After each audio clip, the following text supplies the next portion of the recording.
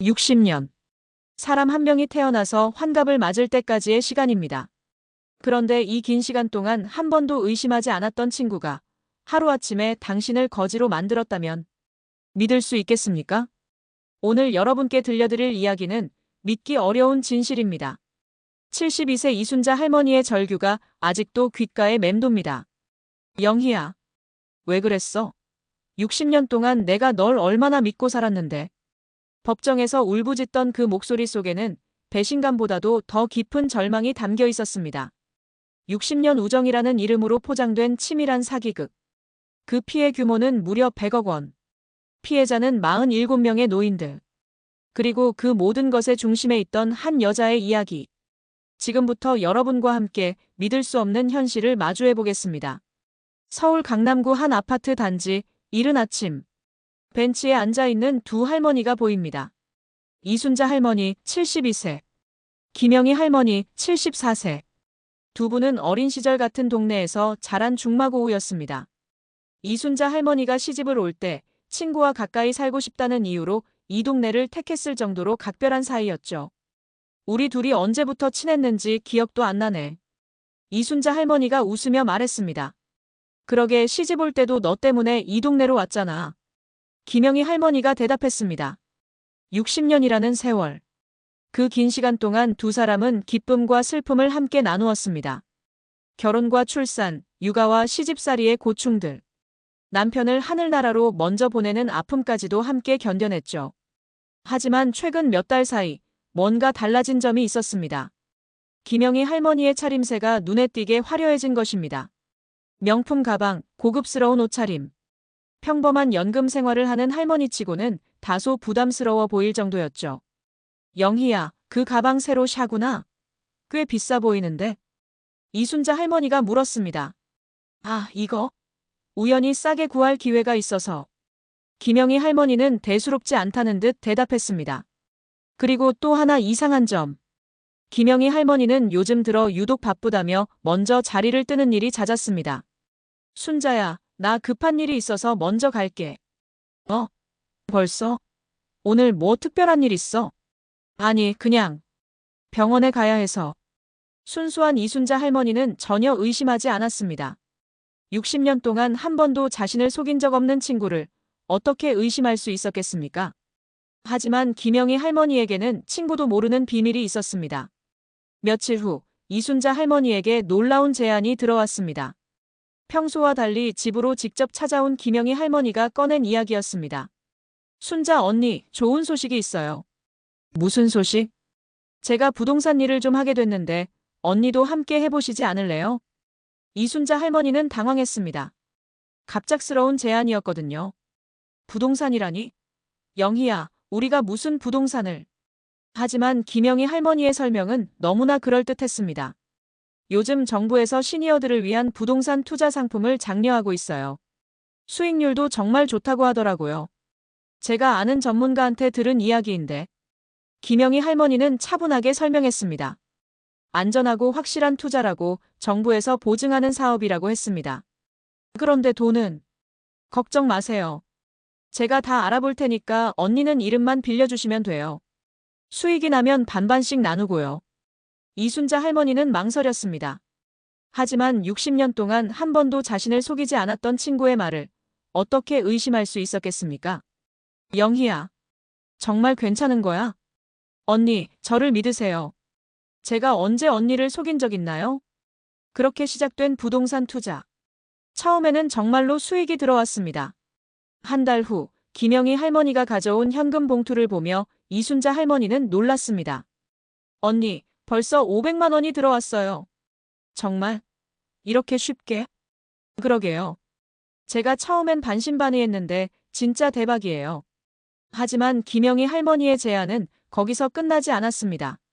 언니, 더 큰 건을 해볼까요? 수익이 몇 배는 더 날 텐데. 더 큰 건? 네. 그런데 좀 더 많은 돈이 필요해요. 제가 알아본 건데 집을 담보로 대출받으면 훨씬 큰 수익을 낼 수 있다고 하더라고요. 이순자 할머니는 주저했습니다. 집을 담보로 대출을 받는다는 것이 부담스러웠거든요. 영희야, 집까지 담보로 잡는 건 좀 무서운데? 언니, 저 좀 믿어보세요. 제가 지금까지 언니한테 손해 끼친 적 한 번이라도 있었나요? 그리고 이번 기회를 놓치면 나중에 후회하실 거예요. 60년 우정 앞에서 이순자 할머니의 경계심은 서서히 무너져갔습니다. 처음엔 5천만 원을 대출받았습니다. 그 다음엔 1억. 그러다가 2억, 3억. 어느새 이순자 할머니는 자신이 가진 모든 것을 담보로 잡히게 되었습니다. 하지만 수익은 계속 들어왔습니다. 김영희 할머니가 가져오는 현금 봉투를 보며 이순자 할머니는 점점 더 큰 꿈을 꾸기 시작했습니다. 영희야, 이렇게 계속되면 우리 정말 부자가 되는 거 아니야? 그러게요, 언니. 처음엔 저도 믿기 어려웠는데. 그런데 언젠가부터 김영희 할머니와의 연락이 뜸해지기 시작했습니다. 처음엔 대수롭지 않게 생각했습니다. 나이 들어 건강이 좋지 않을 수도 있고 바쁜 일이 있을 수도 있다고 생각했거든요. 하지만 일주일, 2주일이 지나도 김영희 할머니는 나타나지 않았습니다. 전화를 걸어도 받지 않았고 집에 찾아가도 없다는 말만 들을 뿐이었습니다. 그리고 어느 날 이순자 할머니에게 예상치 못한 전화가 걸려왔습니다. 혹시 이순자 씨 댁 맞나요? 네, 그런데요. 저희는 다솔 부동산인데요. 댁에서 보증을 서신 분이 저희 사무실로 찾아오셔서 연락드립니다. 이순자 할머니는 무슨 말인지 이해할 수 없었습니다. 보증? 무슨 보증을 제가? 김영애 씨가 댁을 연대보증인으로 세워놓으셨는데 대출금이 3개월째 연체되어서 연대보증인께서 책임을 지셔야 할 상황입니다. 순간 이순자 할머니의 머릿속이 하얘졌습니다. 연대보증인? 언제 자신이 연대보증인이 되었다는 말인가요? 김영희 할머니는 분명 자신의 이름만 빌려달라고 했는데 그게 얼마나 되는데요? 총 12억 원입니다. 12억 원. 이순자 할머니에게는 상상조차 할 수 없는 거대한 금액이었습니다. 영희야, 영희야 어디 있어? 이순자 할머니는 미친 듯이 김영희 할머니를 찾았습니다. 하지만 김영희 할머니는 마치 세상에서 사라진 것처럼 연락이 되지 않았습니다. 핸드폰은 계속 꺼져 있었고 집에는 며느리만 있을 뿐 본인은 어디 갔는지 모른다는 답변만 돌아왔습니다. 며칠 후 더욱 충격적인 일이 벌어졌습니다. 어머니, 큰일 났어요. 아들이 다급하게 달려왔습니다. 법원에서 통지서가 왔어요. 우리 집이 경매에 넘어갔다고. 이순자 할머니의 손에서 통지서가 떨어졌습니다. 60년 동안 살아온 집이 하루아침에 남의 손으로 넘어가게 된 것입니다. 엄마, 도대체 뭔 일이에요? 김영애 이모는 뭐라고 해요? 영희가 연락도 안 받는단다. 그제서야 이순자 할머니는 깨달았습니다. 자신이 얼마나 큰 함정에 빠져 있었는지를. 60년 동안 한 번도 의심하지 않았던 친구가 치밀하게 계획된 사기극의 주인공이었다는 사실을. 며칠 후 이순자 할머니 앞에 수사관들이 나타났습니다. 이순자 씨 댁이 맞으시죠? 김영애 씨와 관련해서 몇 가지 확인하고 싶은 것이 있습니다. 김영희와 관련해서요? 네, 사기 사건으로 수사 중입니다. 사기 사건. 이순자 할머니는 믿을 수 없었습니다. 60년 동안 알고 지낸 친구가 사기꾼이라니. 하지만 수사관들이 들려준 이야기는 더욱 충격적이었습니다. 현재까지 확인된 피해자가 47명입니다. 47명이요? 네, 모두 60대 이상의 고령자분들이고요. 피해 규모는 약 100억 원 정도로 추산됩니다. 100억 원. 47명의 피해자. 이순자 할머니는 자신만의 문제가 아니었다는 사실에 더욱 큰 충격을 받았습니다. 김영애 씨의 수법은 매우 치밀했습니다. 동네 경로당이나 복지관, 종교시설을 돌아다니며 외로운 노인분들에게 접근했어요. 수사관은 차분히 설명했습니다. 처음에는 친분을 쌓고 그 다음에는 작은 돈으로 투자 수익을 보여줍니다. 신뢰가 쌓이면 점점 더 큰 투자를 유도하고요. 이순자 할머니가 당한 것과 똑같은 수법이었습니다. 그런데 더욱 놀라운 사실이 있었습니다. 김영희 할머니에게는 공범이 있었던 것입니다. 김영애 씨의 며느리 박수진 씨도 이 사건에 깊이 관여되어 있습니다. 며느리요? 네, 김영애 씨가 노인분들과 친분을 쌓으면 박수진 씨가 투자 전문가로 나타나서 구체적인 투자 상담을 진행했습니다. 이들의 수법은 정말 치밀했습니다. 1단계 김영희 할머니가 경로당, 복지관 등에서 외로운 노인들과 친분 쌓기. 2단계 며느리 박수진이 투자 전문가로 등장하여 신뢰도 높이기. 3단계 소액 투자로 실제 수익을 보여주며 욕심을 자극하기. 4단계 점점 더 큰 투자를 유도하여 집까지 담보로 잡게 만들기. 5단계 모든 돈을 빼돌린 후 잠적하기. 피해자분들의 공통점은 모두 외롭고 경제적으로 여유롭지 못한 상황이었다는 점입니다. 그리고 김영애 씨를 오랫동안 신뢰하고 있던 분들이었고요. 수사관의 말에 이순자 할머니는 고개를 떨구었습니다. 자신이 얼마나 순진했는지, 그리고 그 순진함이 얼마나 큰 대가를 치르게 했는지 깨달았기 때문입니다. 다른 피해자분들도 이순자 씨와 비슷한 상황입니다. 집을 잃고 빚만 남게 된 분들이 대부분이에요. 47명의 노인들이 모두 같은 고통을 겪고 있다는 사실.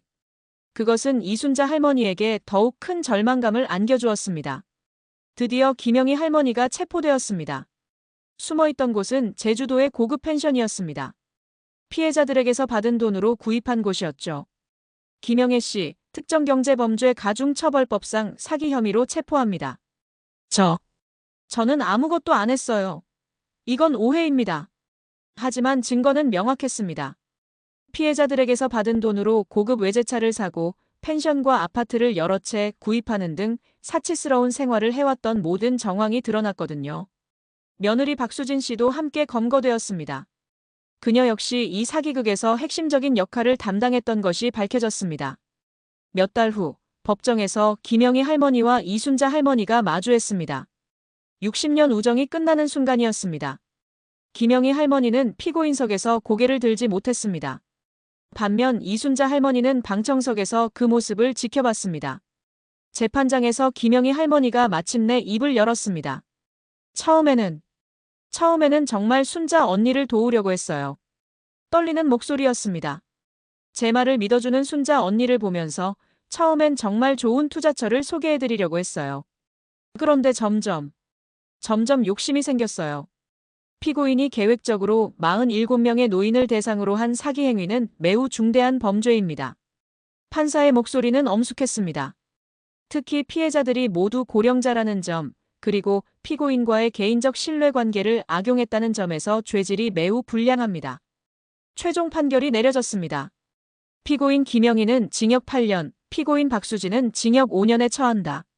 재판이 끝나고 법정을 나서는 길에서 김영희 할머니와 이순자 할머니가 잠시 마주쳤습니다. 순자야. 김영희 할머니가 조심스럽게 불렀습니다. 미안해. 정말 미안해. 하지만 이순자 할머니는 대답하지 않았습니다. 60년 우정은 그렇게 끝이 났습니다. 재판이 끝난 지 6개월 후 저희는 이순자 할머니의 근황을 찾아가 보았습니다. 한때 강남에서 여유로운 노후를 보내던 할머니는 이제 월세 30만 원짜리 반지하 방에서 혼자 살고 계셨습니다. 집도 잃고 친구도 잃고 이제 남은 게 뭐가 있나요? 쓸쓸한 미소를 지으며 말씀하시는 할머니의 모습에서 깊은 상처를 읽을 수 있었습니다. 영희를 원망하냐고요? 글쎄요. 원망하기엔 너무 허무해요. 60년이라는 시간이 하루아침에 거짓말이 되어버렸으니까. 현재 이순자 할머니는 기초생활수급자가 되어 정부 지원을 받으며 살고 계십니다. 다른 피해자들도 마찬가지입니다. 집을 잃고 가족들과도 멀어진 채 홀로 남겨진 분들이 대부분입니다. 그런데 저희가 취재 과정에서 확인한 또 다른 충격적인 사실이 있습니다. 김영희 할머니는 현재 교도소에서 복역 중입니다. 그런데 교도관들의 증언에 따르면 그녀는 지금도 다른 재소자들에게 투자 이야기를 하고 다닌다고 합니다. 출소하면 더 큰 사업을 하겠다고 말하면서요. 사기는 멈추지 않았습니다. 심지어 교도소 안에서까지 계속되고 있었던 것입니다. 60년 우정이라고 믿었던 것이 치밀한 계산이었습니다. 신뢰라고 여겼던 것이 탐욕의 도구였습니다. 그리고 가장 충격적인 것은 이 모든 것이 아직 끝나지 않았다는 사실입니다. 지금 이 순간에도 어디선가 누군가의 외로움과 선의를 노리는 또 다른 김영희가 있을지 모릅니다. 여러분 주변의 어르신들을 한 번 더 살펴보세요. 달콤한 투자 이야기, 쉬운 돈벌이 제안이 들려온다면 의심해보세요. 그리고 무엇보다 혼자 결정하지 마시고 가족들과 상의하세요. 이런 일이 다시는 일어나지 않기를 바라며 오늘 이야기를 마칩니다. 구독, 좋아요, 댓글은 영상을 만드는데 큰 힘이 됩니다.